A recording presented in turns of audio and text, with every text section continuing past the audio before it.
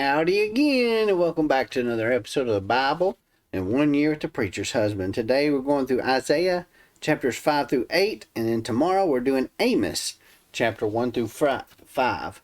Now, today's reading, I probably could talk about 20 different things, so I had to narrow it down. So I'm just going to narrow it down, and I'm only going to talk about 3 things tonight. Okay, the first thing I'm going to talk about in Isaiah is going to be in chapter 6, verses 8 through 10. So it starts out in verse 8. It says, Then I heard, chapter 6, verse 8, Then I heard the voice of the Lord asking, Who should I send? Who will go for us? I said, Here I am, send me. This is Isaiah. And God replied, Go, say to these people, keep listening, but do not understand. Keep looking, but do not perceive. Make the minds of these people dull, deafen their ears, and blind their eyes. Otherwise they might see with their eyes and hear with their ears, understand with their minds, turn back and be healed. Why do you think God would say that? Well, Isaiah, of course, is a prophet with a message, but his message right now is going to be one of judgment.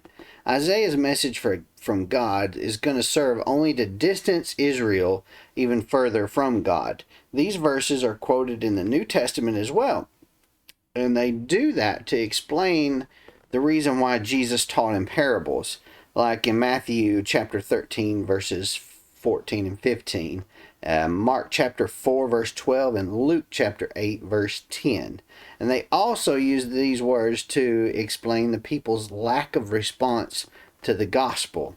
And that's in John chapter 12, verse 40, and Acts chapter 28, verse 26 and 27. And we'll dig a little deeper into that when we get there in the New Testament later this year, or actually early next year. So from the start, Isaiah knew that his message would not lead God's people to repentance. Instead, they would be experiencing destruction. Now, the next thing I want to talk about is the idea of worship. And that's what chapter 6 is all about, worship, worshiping God. You see the seraphim and you see God and the worship of God, callings, missions, and everything that has to do with worshiping God. Well, many people feel that their way to worship is the right way. There's corporate worship, and then, people say you got to get together and you got to worship together. There's other people that say, I'm okay, I can go out in the woods by myself and I talk to God there and I worship God there. Well, that's all good, true, but while many reduce worship to an event, that's the problem. Worship's not really an event. And worship is not just singing worship songs. That's not what it's all about. Worship is first and foremost something of the heart that extends to all areas of your life. It's not just an event. The aim and the focus of worship is God, giving Him the exact due of praise and adoration that He deserves. Worship should be carried out not only at a personal level, that one-on-one thing or that out by yourself thing, but also within a Christian's life, together with other Christians in the corporate act of worship and stewarding our gifts for the glory of God. Corporate worship not only serves to edify and strengthen other Christians, but it also serves as a witness to non-believers of the greatness of God. So it's not just doing one or doing the other, whichever you prefer. That's not how it works. That's not true worship. All right. True worship is all of this. It's not one single event. It's all events. And I think that probably people should do all of this stuff. Yeah, you need to go out in the woods and find God by yourself. Find that alone time. Whether it's in a closet or when the kids are gone to school or whenever it is, find that alone time between you and God. But also get together with other Christians and worship. That's super important. It strengthens us together, each other. We strengthen each other. And that's mentioned multiple times in the Bible. And then the third thing I want to talk about today is Jesus' humanity. Was Jesus divine or was Jesus human?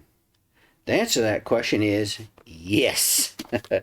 So in chapter 7, verse 14, we get, This is the Emmanuel prophecy, is what it's called. And verse 14 says, "Therefore the Lord himself will give you a sign. See, the virgin will conceive, have a son, and name him Emmanuel. By the time he learns to reject what is bad and choose what is good, he will be eating curds and honey." How about that? How about that?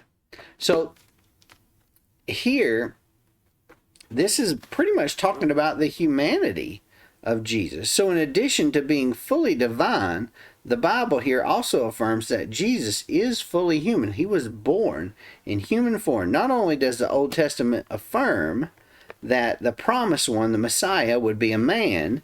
We're going to read about that a little deeper in Isaiah chapter 9 verse 6 and also in Micah chapter 5 verse 3. But the New Testament also affirms that Jesus' earthly life bore all the marks of being a human. He experienced the circumstances common to living as a human being, such as hunger, that we see in Matthew chapter 4, thirst, that we see in Matthew chapter 4, weariness, that we see in Matthew chapter 8 verse 24, pain and even sorrow, that we see in John chapter 11 verses 28 through 36, and the crucifixion, which is another thing that we're going to look forward to. So the Bible in many places talks about Jesus' humanity and how he was human and also how he was divine. So it's not just one, but it's both. I mean, after all, there's this old saying that says, "Don't judge a man till you've walked a mile in his shoes." Is there any other God that has ever walked a mile in your shoes? There's not.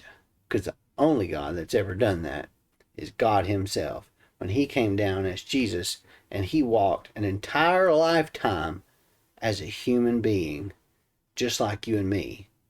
So he knows what we go through every single day. He knows what pain is. He knows your thirst. He knows your hunger. He knows your thoughts and how you're doing because he's lived it himself. He has lowered himself off of that divine pedestal that we put him on and walked among us as one of us. No other God has done that. Nobody. Now that says a lot about my God. And I think that's just fantastic. So, I hope this has touched you. If it has, click the like button and the subscribe button. And, of course, click the little jingle bell so you get notified the next time I upload a video. And if you're rumbling with me on Rumble, give me a rumble and follow me on there so you can see more episodes of the Bible in 1 Year with the Preacher's Husband. I'll see you tomorrow for another episode.